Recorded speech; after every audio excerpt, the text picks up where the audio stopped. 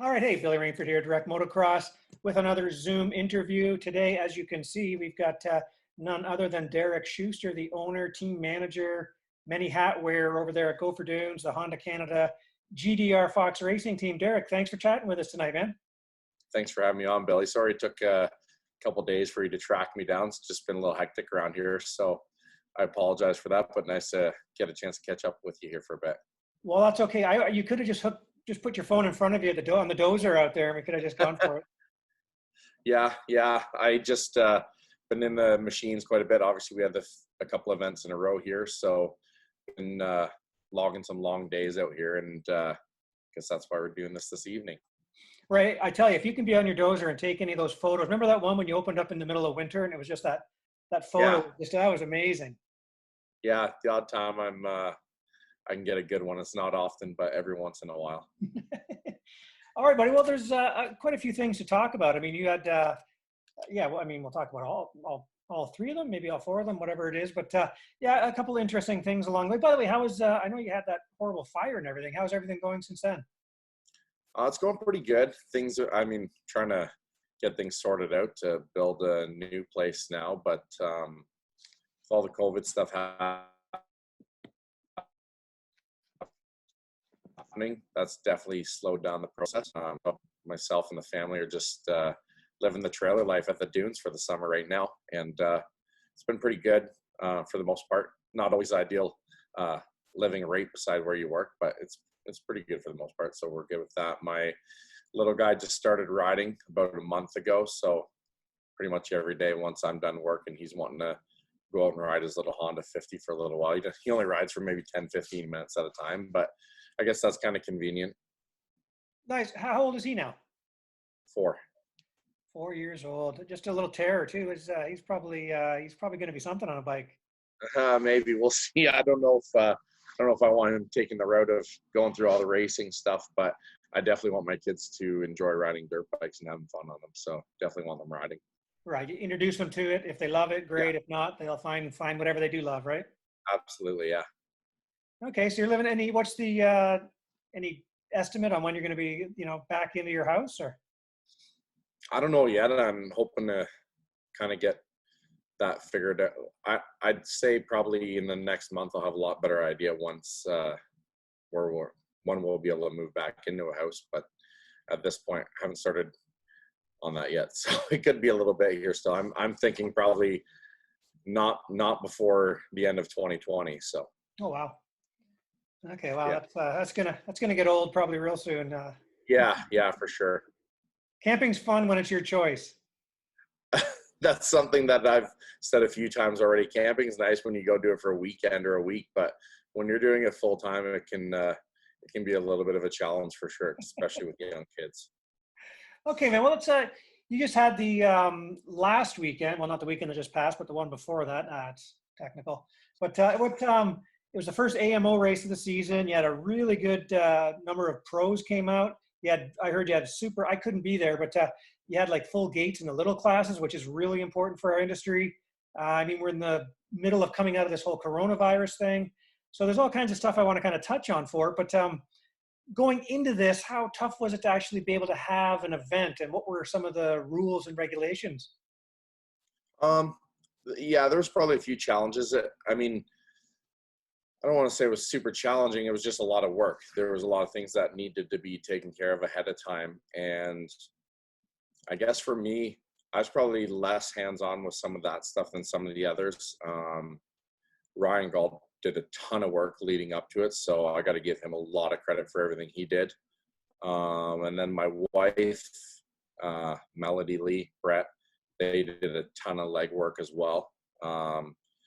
Working with different people and different meetings and stuff they were going through. I guess the stuff that I did was going back and forth with our county. That's kind of where I came into play a little bit, sorting things out with them and developing a list of guidelines that we're going to follow going into the races, and trying to be proactive with that. So that way we could present to our county what we felt would be good guidelines as far as physical distancing goes, and people staying on the property overnight and all that type of stuff. So it wasn't that it was crazy challenging or anything. It's just a lot of work.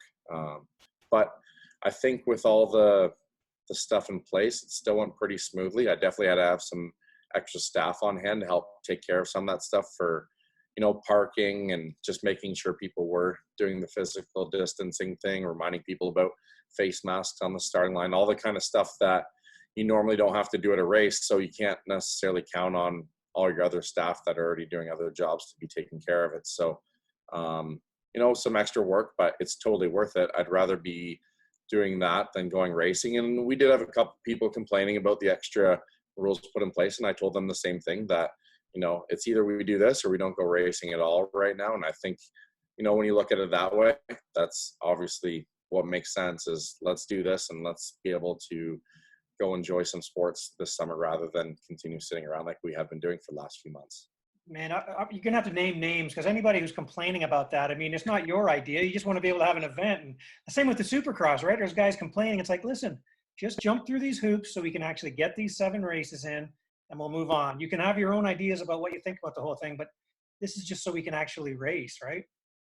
For sure. Yeah, we wanted to get going, and I think a lot of people did too. And the other thing is, I think it was a really good time to get going, because it seems like there's been a little bit of a boom lately with off-road motorcycle sales, people getting into the sport recently. I know even with our practice days leading up to the first race here, we had a ton of people coming out with new trail bikes and stuff like that we've never seen at the track before. People telling us when they arrived, they've never been here before. This is their first dirt bike or their kid's first dirt bike and that kind of thing. So I think it was really good to get going when we did. And as people seen, Galdi added in some extra classes to kind of make some space for people on those kind of bikes to go to. And it was great seeing that they got decent numbers in those classes. And like you mentioned at the start of this call here, there are some big mini classes as well. I mean, usually it's typical to see at a big race, you have those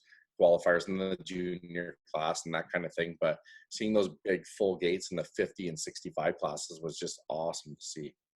Right, and that's something that, when I go to races, I always try to pay attention to that. And it hasn't been great in the past couple of years, but that's really good to hear that that we're seeing the numbers increase. And just kind of to piggyback on that, you talk to someone in a bike shop, you talk to the manufacturers and stuff. In motocross, and sales are way up. People can't get their hands on bikes. It trickles over into cycling. I mean, every motocrosser is almost certainly an avid cyclist to get fit for it, and bicycles are sold out. So, I mean, it's as crazy as this is, it's been pretty good for our sport in that way. Yeah, for sure. That's seems like things are going in a positive direction. I don't really know. I think there's probably a few things we can attest that to. One's probably that there's not a lot of other sports happening right now, team sports, that kind of thing. But I also think that it's not just that. I think people are, with all this crisis that we've been dealing with earlier this year, people are just looking for more outdoors type things to do. And obviously this is a great outdoor recreational sport, whether you're racing or not. If you're just going out recreational riding or racing, anything, I think riding dirt bikes is something that's amazing to enjoy outdoors. And I think a lot of people are just looking for outdoors things to do right now. Yeah. No, I mean, if we can find a silver lining in all this, hopefully that's it. By the way, I should mention this this Zoom call is brought to you by Fox, as you can see by the a lot of the Fox heads here. I thought it was appropriate, being as they're a proud sponsor of your For team. sure. Oh. Yeah. Right. So anyway, I thought I'd mention that. Okay, so let's talk about a couple. So as a racer, what would you have noticed differently with this whole social distance? I hate saying all these buzz phrases and stuff now, but Yeah. they had to register online. When they came through the gate, did they have to do certain things? Did they go through like a sanitary wash, bath or something? And no, we didn't go that far with it. I guess the online registration is one thing that people are going to notice right away. However, I know certain clubs and organizations have slowly been going that direction anyway. So I truly believe that's going to be one of the things that you're going to see stay. Obviously, some of these guidelines put in place are going to be temporary, but just like in any other industry or that type of thing, there's obviously, everybody talks about the new normal that we're going to be dealing with. And I would believe that online registration is going to be a part of the new normal for us. So that's obviously one of the first things people are going to notice. That was, by the way, that was catchphrase number 2. Yeah. The new normal. Yes. Couple other things. We parked vehicles at a distance of 30 feet apart. Definitely takes up more parking doing that, but we have a ton of space here. And, there's even a lot of people that actually said that they liked that. They thought the spacing was really good and they enjoyed that. People weren't able to set up their little, blocking little square campsites or anything like they have been able to do here in the past. I don't think that that's anything that's too big of a deal for them to work around for sure. I guess the other stuff would have been, we were asking big groups to stay apart if you're watching races, that kind of thing. And we tried to discourage people a little bit from, going and congregating beside the track and in groups throughout the day. It didn't actually seem to be too big of a deal and wasn't really difficult or that much of a challenge.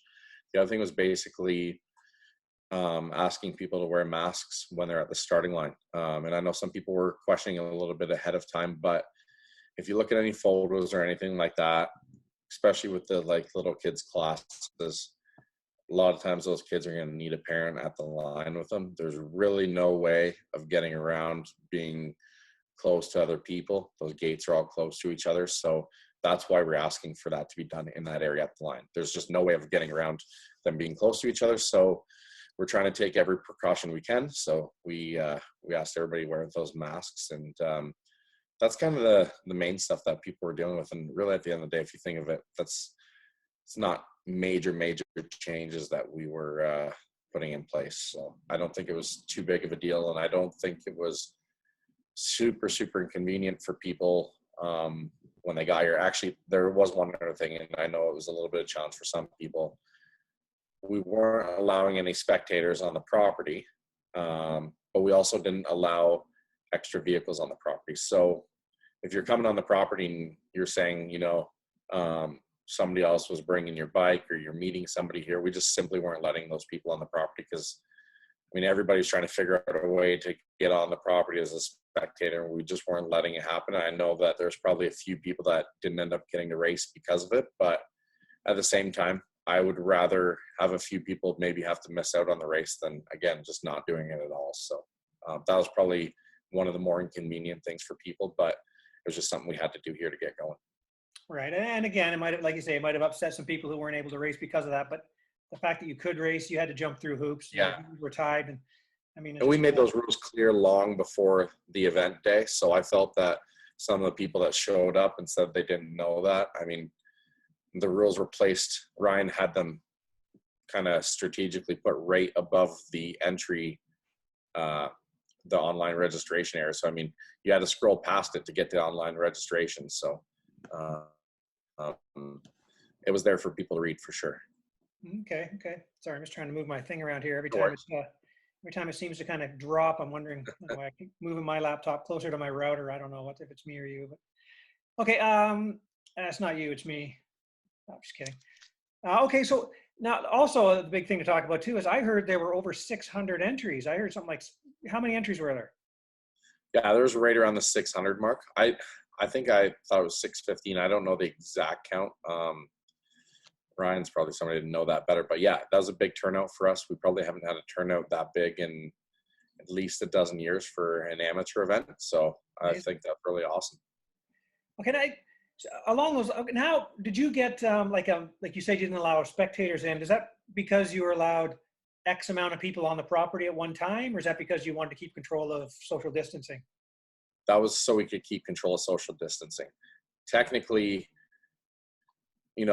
if you came as a family, say a mom, dad, and 2 kids racing, they're supposed to stay in their own group, aside from going to the starting line and that kind of thing at their vehicle. If they have grandma and grandma coming to meet with them and friends, family stopping by, all that kind of stuff, that's where it starts getting difficult for us to control the distancing part of things. So we made the call that we're going to go the no spectator route and limit how many people could come on the property per rider. And it definitely made it a lot easier for us to control. And because we're parking you when people arrived, I know some people were saying, hey, I need to go park with so-and-so, and they got here 2 hours ago. And that area was obviously already full.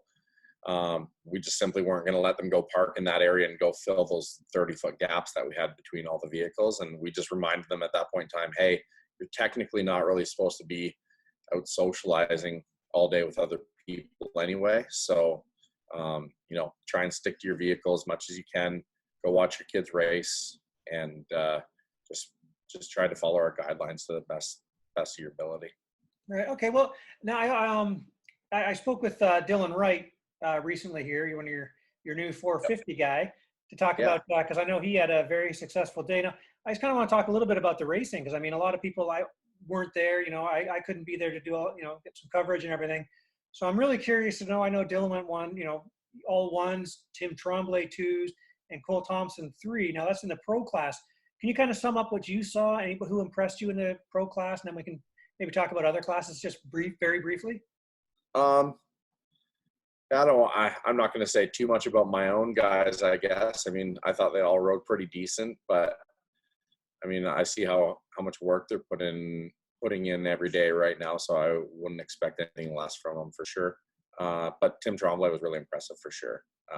He rode great, and it was he always rides here really great. He's won a national here before, so you expect him to be good, but I thought he was really impressive for sure. Okay, now I think a lot of people will be curious with the Cole Thompson. I mean, he's been in the position to win there too before, and obviously rides there well. And we all kind of want to, well, what was Cole Thompson in third place? That's was that anything to that, or is it just a day of him testing and that's just how it ended? Like, I think it was just a day of him testing. Like, he wasn't. I wouldn't say he was any slower than Dylan or Tim, really. Maybe pretty close in speed, but the guys didn't really battle all that much either. I know there's really, I think between Dylan and Cole, I think, they're only really around each other at one point in one moto before they raced against each other. And in my opinion, their lap times were really close. So I don't think there's really much to the order that those guys finished because they were all really, really close in speed. The motos weren't super long. So right. I guess they were long enough. They're 20 minutes or whatever. But I'd say those guys were really, really close in speed all day. Okay, it's just cool to see that your new 450 guy was able to top that class. It was pretty stacked. For sure. Pretty pumped. I mean, he's been working really hard too, so I don't want to discredit him having a good day for sure. He's been working his ass off all winter, and I mean, we kind of felt that he was going to be a good 450 rider to begin with. That's obviously why we wanted to keep him on the team long term, because we know that he rides the 450 well, and he's been putting in a ton of work, and I feel like that's going to really show this summer once the nationals get rolling here. Right, and some people may forget that he did podium as an intermediate there. Yeah. I mean, he rides his track good too, so I'm sure that obviously helps him. He likes this place. He's good in the sand, and I think he's pretty solid here. Okay, now what about some of the other classes? Like, I know it's always fun watching the super mini kids. We've had some kids move up from 65s to 85s, or some kids up into junior and intermediate from the small bike classes. Anyone kind of, I know you don't want to say too much about who was better than whom, but did anyone stand out? The thing that's funny about that, I do enjoy watching the racing for sure at amateur races, but going back to all this distancing stuff that we're working on, I felt like this race, I definitely watched less racing than I would normally watch on a race day, and I found myself out in the parking lot way more often than I would normally at a race, just helping make sure my guys were on top of the parking and all the starting line stuff. So I definitely seen less racing, so it is a little bit tough for me to say who looked really good and who didn't. I mean, there's definitely some people that stand out and stuff for sure, but I didn't really get to see as much racing as I normally would, so that's a tough one for me to answer. See, this is why I can't miss any more races. Yeah, I mean, there was definitely good racing. I just I don't know what to tell you there. I good racing, but I didn't see a lot of it. I didn't even see all of our guys, all their motos from start to finish. So for me on those days, there's obviously a lot on the go. So there's a lot of things happening, and you're trying to stay on top of all that stuff. And I try to catch a little bit of the pro races here and there when I can, but it seemed like that's pretty much all I was able to catch. But I mean, it's cool just like I think one of the things aside from who looked good was I really liked seeing all those new riders coming out and trying their first ever race. And I had some friends, obviously had kids racing, that kind of thing. It was cool seeing Colton's kid out doing some racing and that kind of stuff. So obviously he's still part of the Gopher family here. So that's cool to see. I couldn't convince Colt to race himself, but maybe one other race this summer we'll get him out to or something like that. Nice out there in a vet class. Yeah, maybe Walton. Just to piss people off. All right, hey, on kind of a weird angle here, I heard through a grapevine kind of thing that there may have been a complaint. There was a complaint raised about the event. I don't know how much you want to say about that, but is it true there was someone from, I don't know, another organization or something complained or something? Yeah, I won't call anyone out directly here, but we did have 2 complaints get called in 3 or 4 days after our event was over. And coincidentally, Walton had 2 complaints called in the same day about their upcoming event in 2 weeks. And they did come from another racing organization in the province that doesn't actually hold races here. And it's kind of unfortunate. Basically, called the county just questioning, some of our social distancing strategies that we used. And I guess maybe felt that they weren't satisfactory. But fortunately for us, we've been working really closely with the county leading up to the event to make sure that we had our T's crossed and our I's dotted. And we had officials from the county here the day before the event and on the event day checking in on things. And they were also a big part of us helping put those guidelines together for our first race, because it was the first one. It was important that it went off without a hitch. And then, for these other upcoming ones, and that's some of that stuff that we worked on with our county here, stuff that you're going to see transfer over into the nationals. They spend a ton of time talking with Galdi as well. So our county's been really great with us and coming up with that. But yeah, it's a little bit unfortunate having a couple of complaints, but it wasn't, we just kind of brushed it off because we knew that we did our part on our end to make things run smoothly. Okay, well, it's good that it all worked out. It just seems kind of counterproductive. Anyway, we won't talk too much about that. I think at the end of the day, we all want to see the sport thrive and grow, and I do think that that's really short-sighted thinking to do something that way, because that's just damaging to the sport as a whole. Maybe for personal gains, I'm not too sure exactly what, but I think at the end of the day, we all have the same goal of growing the sport and seeing it be successful. And that's what we all need to work together as a group, whether it's people like myself with the track, or people like Ryan, who's running a racing series, or people like yourself in the media. Everybody's got to do their part. Right. Yeah, no, for sure. Okay. Well, you mentioned the national and Ryan, obviously Ryan's involved with the series and everything. At this point, things are still a go. And do you know anything about how many fans would be allowed? Would this be a fanless event? Like I'm talking about the Gopher Dunes National. Do we know anything about that yet? Or is that we're still big changes could happen? The event's definitely a go, July 25, 26. As far as fans go, we're going to have some amateur racing. So you're going to see a lot of those same rules in effect that we had, where there'll be some amateur classes, but probably limited to what they can bring in for additional people. As far as the fans go themselves, that's a decision that'll be made a little bit closer to the event, because it's still just over a month away. We don't know what type of rules and guidelines are going to change by then. So maybe it's exactly how it is now, where it's just going to be the racers only, and then the amateurs with their crews. Maybe, but I mean, I don't see it going backwards from there. So we know that it's going to be at least that. And then from there, who knows what other rules get changed between now and then. Maybe we can have fans, but maybe it's a certain limit. Who knows for sure. Right. Okay. Yeah. It's such another thing. It's such a fluid situation right now. So yeah, like you say, it could change for the better. It could change for the worse. Yeah, I think as we move forward here, things are going to continue to evolve and change in a positive way, and things will start to open up a little bit more. But it's just, I think it's too early to make that decision. So we know the nationals a go. Racers need to start getting themselves ready for sure. But on the fan side of things, it'll be something that's probably decided a little bit closer to the event. So maybe in a couple of weeks, we'll know exactly what the fan situations can look like for that race. Right. Okay. Well, yeah, I don't want to keep you here all night. I mean, I could, but we could sit here and just start shooting the breeze about all kinds of stuff. But you just finished, you had motocross the week before, and then last weekend, well, this past couple of days, you had your cross country event. How did that go? Yeah, it went really good. We do one of those a year, so it's the Sandbox XC. Amazing turnout. They had over 200 riders racing the event, which is a great turnout for them.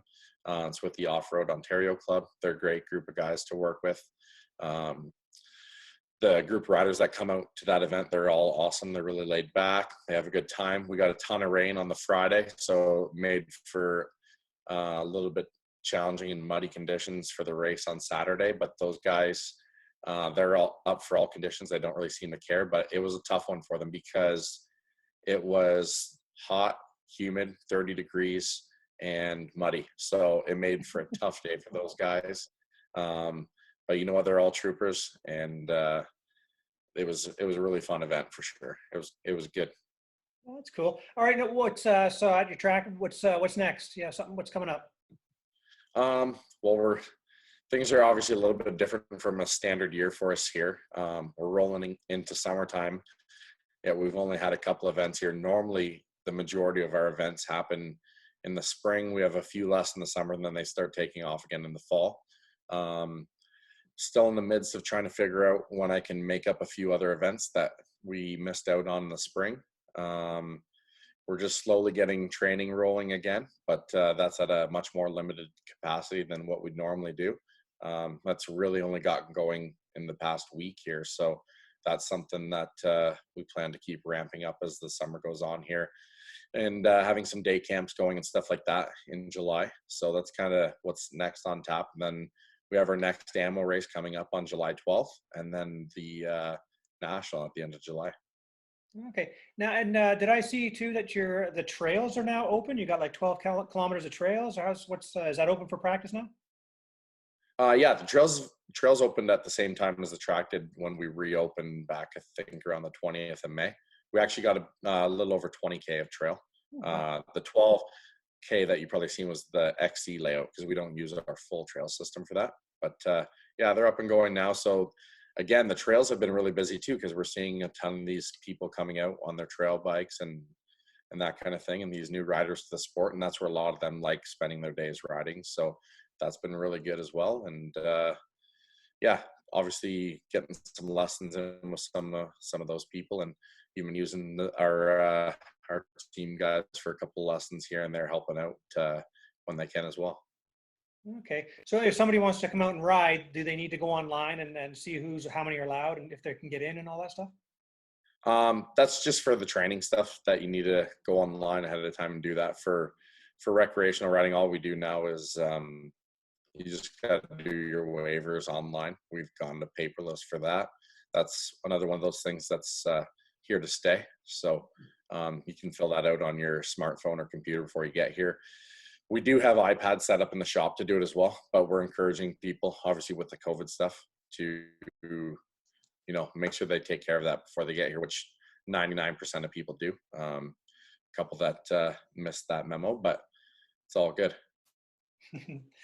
Okay, well, man, I think that's a nice little catch up there. It's good to hear the positives about just how many people showed up and how the sport right now is people are just itching to get out there and stuff. So it's good to see that way, but and the fact that we're now doing that. Hey, just a question. What about your youngest rider? He's not in the province. What's his deal for being able to get around?